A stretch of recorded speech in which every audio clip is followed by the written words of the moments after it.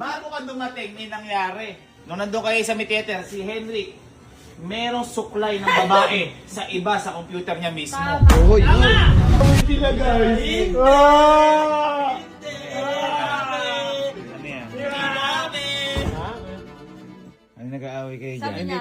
Sabi niya, sa'yo na yan, suklay na yan. Hindi naman akin yan eh. Sabi ko, baka may nagbigay sa kanya. Oh! Huli! Hindi nga sa akin yan. O, sino nagbigay? Eh, tanong mo, Bridget, di ba? Huli! Wala kang buhok si Bridget! Wala nga yun. Hindi nga sa'yo kanino yun. Nagmawak-maakan pa man, no? Sinabi ko lang. Kay Bridget daw ba yung suklay? Wala namang buhok si Bridget. Baka sa kanila. Baka sa kanila ka ako. Di sa akin. Ang bait mo, kanina sinasagot mo pa si Jico eh. Wala pa akong supply. Hindi ba akong supply?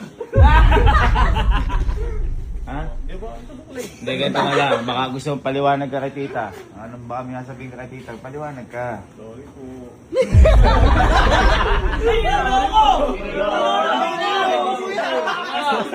Tingnan mo, tumatawa pa yun. Tumatawa pa dito. Ako? Kung ginyanyan ko yung tatay ni Elma? Ay, nako. Ay, hindi kami. Hindi kami. Mali yun. Ba't mo gagawin yun? Ako nga, unang punta ko pa, tawag ko kagad, Papa eh. Respeto yun, Respeto. As yun, tinawag mo Marites. Marites? Ano kala mo sa tita namin, chismosa? Dismosa ka daw, hindi niya alam sobra kaya.